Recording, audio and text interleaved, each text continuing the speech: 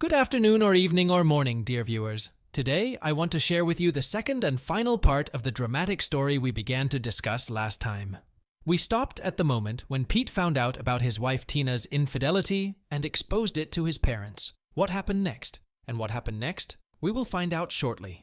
I'll make a small promotional integration of our exclusive community on Patreon, where already from the first part is a full video and text version of this story, so feel free to go to the description and join us.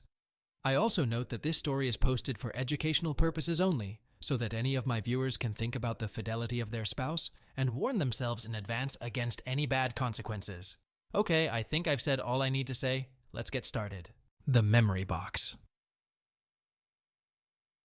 Chapter 2. February.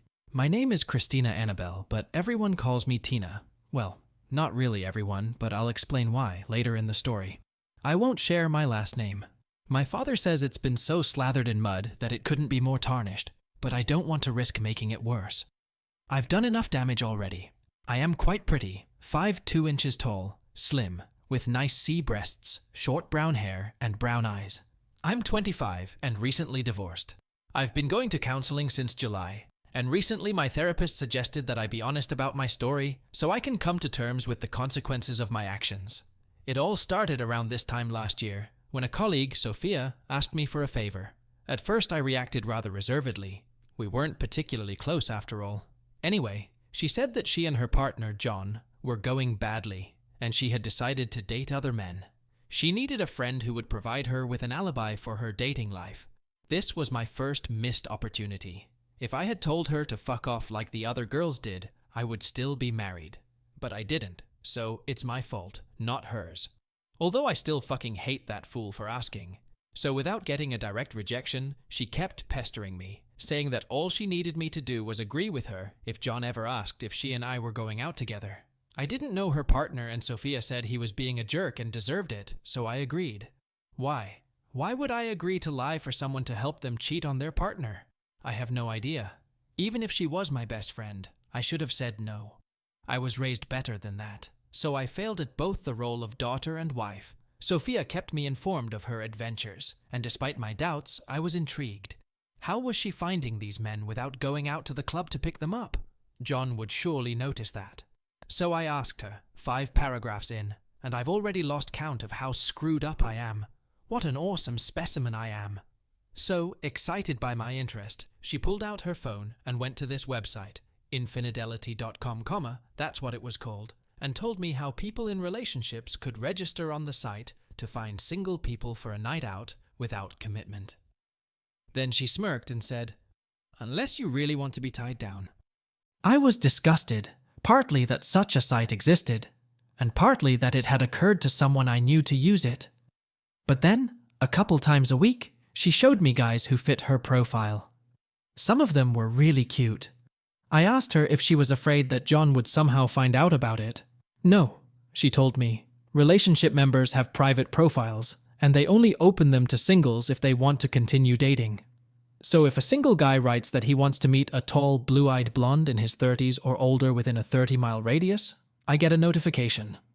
I can check out his profile, and if I'm interested in him, I can write him a message.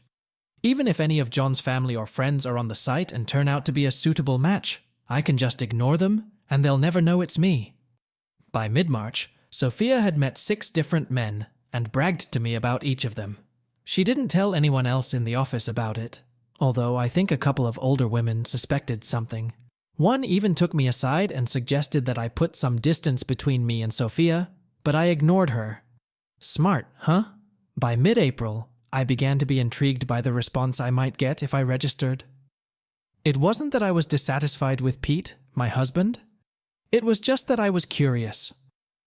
And after reading what I just wrote, I realized that not only did I make it clear what an obsessive fool I was, but I guess I still am. Damn. I started this story by writing about something that happened in February, and now it's April, and this is the first mention of my poor husband. What? I'm going to have to take a break. I can't see the keyboard well enough to keep going. It's okay. I've gotten myself together. I just keep crying when I think about Pete and our plans and what I did to him. Pete was my husband. Tall, strong, smart, hard-working, looked so much better than he thought he did, and was a wonderful lover. That's what's so damn crazy. If he was a failure in bed, maybe I'd have some excuse. It would be a shitty excuse, but I don't even have that. He's 27 now. I didn't send him a birthday card this year, partly because I don't know where he lives, though I could have sent it to his dad's house, but mostly because I know he would have torn it into little pieces and probably sent it back to me to reprimand me. I deserve that too. Anyway, how would I sign it? Love, Tina. So, you guessed it. By mid-April, I had registered, paid for a subscription, and created a profile. Little Miss Annie, from Annabelle, my middle name. My mum wasn't thrilled about it when she eventually found out from Pete. I think her exact words were, "You fucking dare use the name I gave you in memory of my mother to find your buddies for a night out with them?" Until that moment, I had never in my life heard her use words like that and about me. Obviously, I'm not the golden child anymore. And just as obviously, I was never meant to be. Of course, I only registered to see what matches I would get. At least I tried to convince myself of that. As my father later detailed, most people don't pay £30 for a subscription out of idle curiosity. He's right, of course. I can't say when exactly it happened, but I think by then, I had already decided to meet a stranger to see how it felt. Was I classy, or what? Inevitably, a few days later, I received a notification from the site. A single man in his early 30s indicated preferences that matched my profile. I was horrified and thrilled at the same time. Up to that point, it had been a game. Nothing had happened, just a silly prank. I wasn't seriously considering cheating. I loved my husband, and we were saving up for the perfect house to raise our perfect children. But it wouldn't hurt to look at the guy's profile, right? His picture showed a good-looking guy, not as handsome as Pete, but older and more mature. He said his name was Eric, and that he did consulting work in the area and had no time or desire to meet women in pubs or clubs. He said that if there were any nice married women willing to meet him at the hotel for a night out with no commitment, expectations, or drama, let him let them know. Up until that point, I could have backed off, deleted my account, and counted my blessings. But instead, I wrote to Eric and shared my profile. Why? I'll tell you later. Apparently he liked what he saw because he wrote back the same day. "Annie, you're just a babe. I'd love to see you by my side. Any night this week after 6, take your pick. If you don't want to be seen, I'll deliver food and drink." Stupid, I guess. Pete loved me, respected me, fulfilled my every desire, and I was sitting in the bathroom stall at work, dreaming about that guy from the website. I guess that's when I mentally separated Tina and Annie. Tina was the devoted and respectable working wife, Annie the uninhibited wild child. Or, as I prefer to think of her now, a fool. Don't get me wrong. I'm not claiming some sort of multiple personality disorder as an excuse. Pete explained to me that, as a boss, he takes on a persona at work so that he can relate to his employees as subordinates rather than friends. At home, he was just Pete. I took on the persona of Annie to spend the evening with Eric, and I did. At home, I was just Tina, at first anyway. What was the night with Eric like? Mechanically, it was fine. We had a drink, he kissed me, and it started. We had another drink while he complimented me. I went to the bathroom where we repeated our performance. Then I got dressed and left. He didn't have something big or anything like that. He wasn't even as good as Pete. But he wasn't Pete. That was the point. It was wrong, forbidden, and that was what turned me on so much. It was exactly the same with the next two guys. They made me spend a nice evening with them, but nothing more than that. I don't even remember their names. I think one was named Craig, or maybe Gary. It was still pretty exciting, but a little more flat than the first time. So I tried to add a little more excitement the next time. Yes, he was the penultimate one. I only did it with 5 guys, including Alex. I just showed the draft to my therapist. "Why did you say only?" she asked. "Are you implying that you're somehow less infidel than someone who was in double figures? Did you fall short of your target number? Maybe up to 100? If you hadn't been caught, were you going to stop at only 5? I'll start again. This time, I won't demean my betrayal with the word only. Yeah, he was the penultimate one. I'd already done it with 5 guys, including Alex, before Pete caught me. I didn't even think about stopping. I guess if Pete challenged my lie about meeting Emma, I'd change my mind, but probably not. I guess I'd just be more careful. I was caught up in that feeling with Annie, but I had to up the ante to keep the thrill of the experience. Pete never knew about the first 3 because I set things up when he wasn't around or when I was at work. Number 4 was different. I used Pete as a prop, that's right. If I could, I only contacted him when Pete was around. Are you judging me already? Have I convinced you what a total asshole I am? Believe me, no matter how harshly you judge me, I know I'm 10 times worse. It's true. I did try to make Annie's game more exciting by arranging a night out with a buddy while Pete was around, in the car, at the TV, and once even in bed. I met Jake once, and Pete didn't know or suspect anything. He wasn't great. In fact, he was a waste of time to him. However, he was big enough that I was tempted to try again, and we arranged to meet again. It was Jake who texted me when Pete drove me home that Sunday. It turned out that his firm needed to take over a contract in Scotland as a matter of urgency when the current project manager suddenly fell ill. Pete noticed my reaction, and I made up a silly story about Emma canceling our evening. It didn't occur to me that they were both on Facebook and that Pete knew she was in Portugal. That's why scammers always get caught. No matter how smart you think you are, eventually a mistake or pure coincidence will set you up. While I was reminiscing, Sophia eventually freaked out too. Even though she and John had worked things out by September, she was still making dates online. One night, she was sitting in a pub with friends when John returned from a gentleman's night out and, intending to approach her from behind for a surprise hug, looked over her shoulder and saw that she was texting a guy about how much she loved him. Apparently, it hadn't gone well. He grabbed her phone to make sure he read the message correctly. He did, and then read the rest. I wasn't there. But apparently, he threw the phone on the floor and kicked it, shattering it. When she jumped up trying to calm him down, he punched her in the face, called her a cheater, a fool, and left. Looking back, I think it proved that Pete loved me more than John loved Sophia.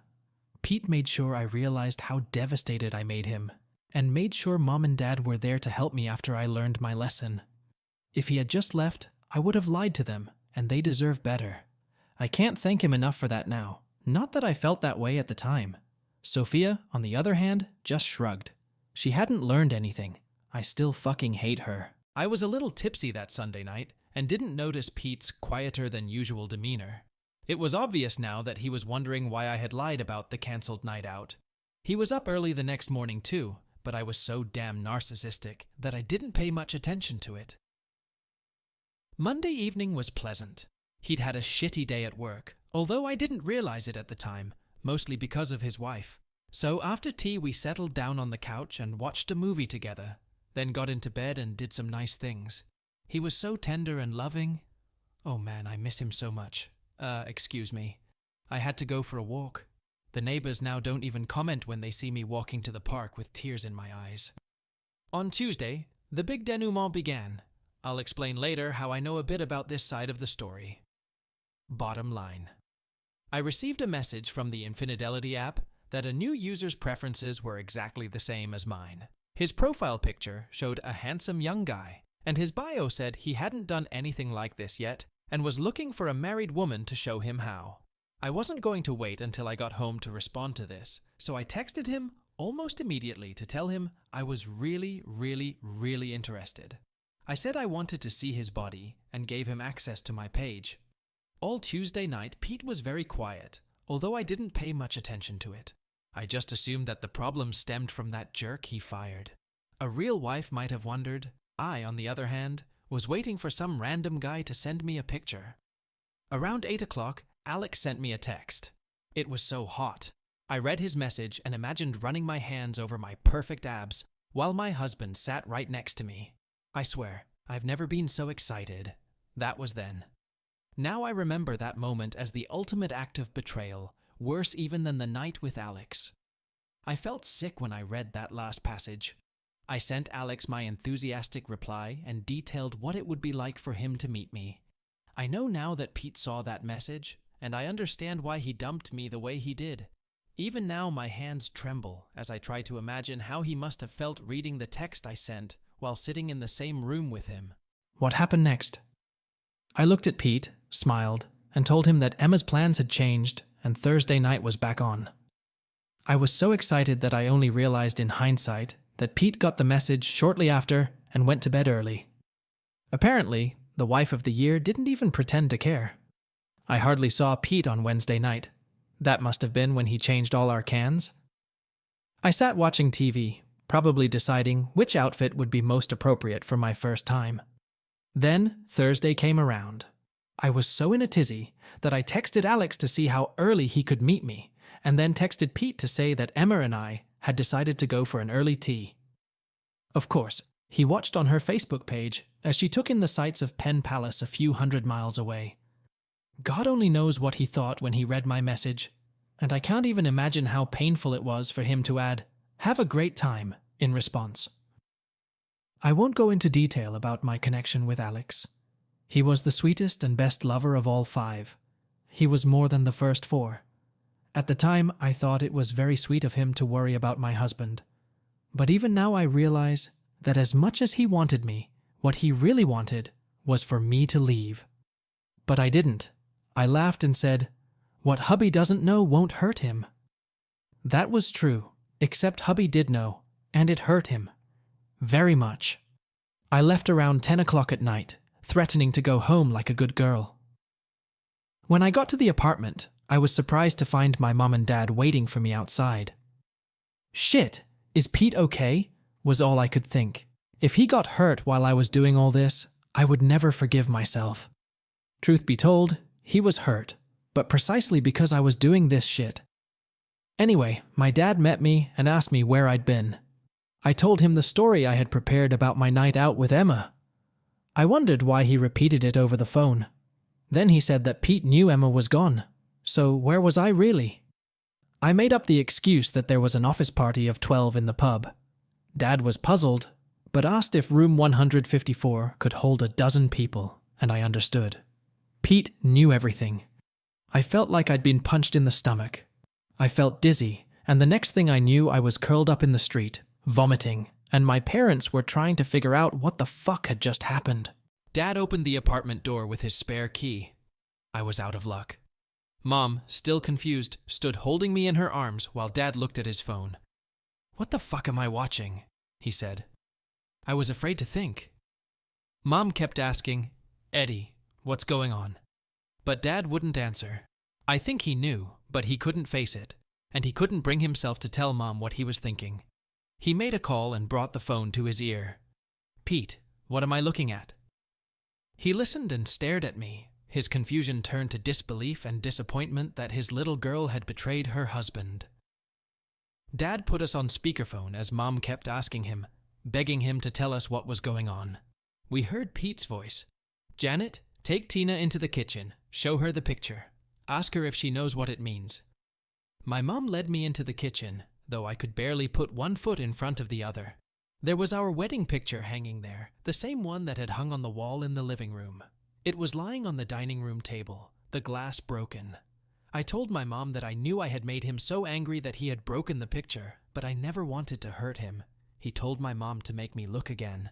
Then I realized, no matter how much he broke the glass, all the cracks came from one spot, his chest. My husband showed me in our wedding picture how broken his heart was. What did I have to offer? What was my excuse? All I could say was, I didn't mean to hurt him. Tell him I never meant to hurt him. But by this time, it was obvious that Pete knew about the infidelity, about little Miss Annie. He even knew about, "What hubby doesn't know won't hurt him." I could hear his voice as he told Mom, "She never meant to hurt me.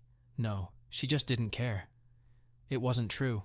I cared about him. That's what I convinced myself. I just didn't believe he would ever find out. I was so stupid. Pete told Mom to carry me to the bedroom, and we were almost done. Mom and Dad had to help me, my legs barely holding me up. And then I saw our bed, the bed we had made love on just a couple nights before. I didn't immediately realize what had happened, and then my world came crashing down. Everything that meant to my husband and I was lying on it.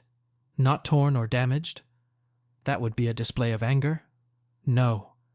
It was just that everything that was special to us as a couple was being left behind. Abandoned as I had abandoned it for a meaningless evening with a stranger. I tried to talk, to explain, but I couldn't. I was crying, howling, mumbling, barely able to breathe. and the sounds I could make were incoherent. We never realized why everything was strewn with shredded paper, but that was the least of my worries until I heard Dad ask Pete about it. "Tell her to look in the box," said Pete. There were all the cards we'd ever exchanged. I kept them in my jewelry box. Christmas, birthdays, Valentine's Day, anniversary cards, every card we had ever given each other that said, "I love you," he destroyed because I obviously never loved him, and he couldn't love me anymore. That's when I broke down. For a few more moments, I could hear Dad talking to Pete, but none of the words made sense anymore. I don't remember anything after that. I woke up around midnight. My mom must have made the bed to make room for me, and they were gathering my clothes, talking softly to each other. I took a deep breath, coming to my senses, and they quickly moved over to me for a hug. "Shh, baby," Mom said. "It's all over now. You're coming home with us. We'll talk tomorrow." At least they were there for me. He loved me enough to give me that. We talked the next day when I was already awake, but they gave me Friday to get my act together.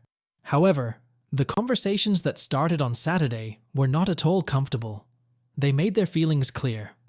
I didn't like it, but they weren't wrong. The list of things I had messed up was horrifyingly long, and they weren't shy about pointing out each item.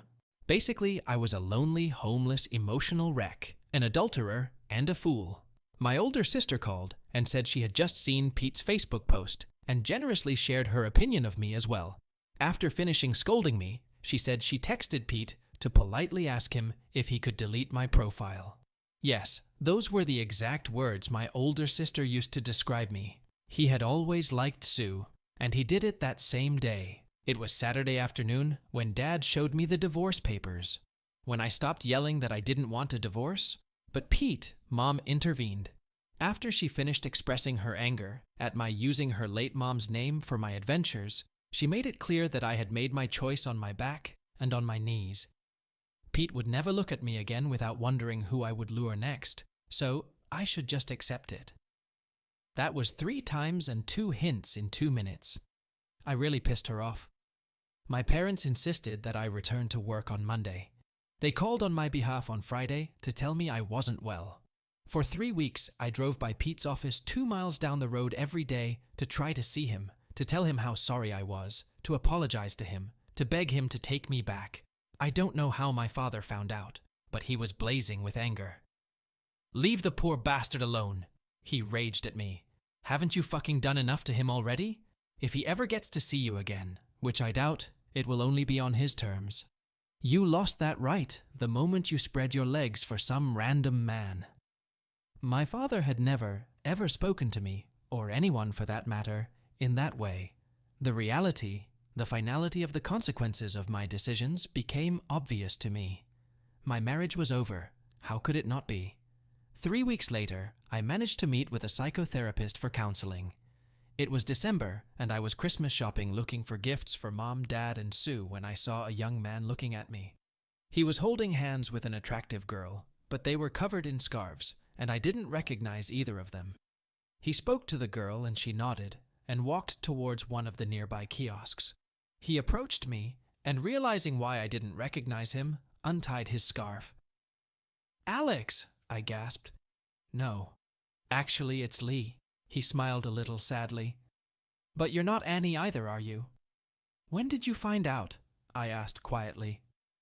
"When Pete switched from your first message to Alex to your profile," he grimaced. "He was honest with me at work, and in return I agreed to post myself on that obscene site. I saw his world crumble when he saw who you really were." He shook his head. "Is he still talking about me?" I asked hopefully. "No, or at least not to me, but we're not that close. He's still my boss, and doesn't seem to hate me for what you and I did, but we're not friends." At that moment, a young woman joined us with 3 mugs of hot chocolate. She handed one to me. "This is Vicky, my girlfriend," Lee introduced us. "Tina, Vic knows who you are, so you can speak freely." I was shocked. "You told her? Everything?" He put his arm around her shoulders. "You've taught me a lot of things. Some of them were good, some were lessons in what not to do. Vicky benefited from the good lessons." The girl giggled, blushed with embarrassment, and nudged him. She was gorgeous, and he was a stud. I hoped it would work out for them. At least they realized where the deception was leading. That comforted me. We found a bench nearby and sat and chatted for about 10 minutes. Lee had seen the pretty blonde girl waiting for Pete a couple times when they left work. He didn't know if they had something serious going on. I hoped she was better, truer than I was. Vicky sat in stunned silence as I explained how the spiral of my deception had begun. "But you had so many chances to stop," she whispered.